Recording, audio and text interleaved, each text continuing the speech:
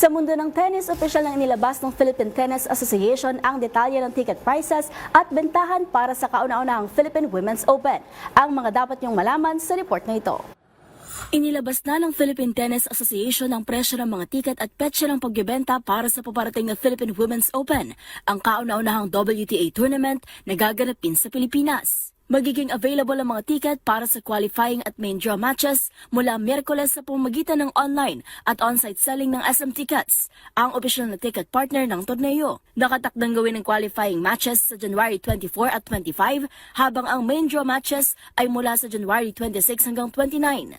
Ang qualifying matches ay may mga presyong 200 pesos kada araw, samantalang ang unang 4 na araw ng main draw matches ay may presyong 1,000 piso kada araw para sa free seating. Ayon sa PhilTA, layunin ng partnership nito sa SM Tickets na gawing mas madali at accessible ang pagbili ng mga tiket dahil maaaring bumili online sa anumang SM Mall at kunin ang mga ito sa SM o direktang sa venue sa panahon ng torneo. Sinabi rin ng samahan na magsisimula ang bentahan ng regular free seating tickets sa hating gabi para sa mga laro mula Enero 24 hanggang 29. Magbabago naman ang presyo para sa semifinals at finals na iaanunsyo pa sa susunod na linggo. Ang mga tiket para sa semifinals ay nakapresyo ng 1,500 pesos, habang ang finals naman ay 2,000 pesos na may nakalaang reserve seat sa bagong ayos na center court. Ipinahayag ng PhilTA na sinadya nilang gawing abot kaya ang mga tiket upang mahikayat ang mas maraming manonood. Bukod sa panonood ng tennis, maaari rin naman ang maglibot ang mga bisita sa Rizal Memorial Sports Complex, kabilang ang fan zone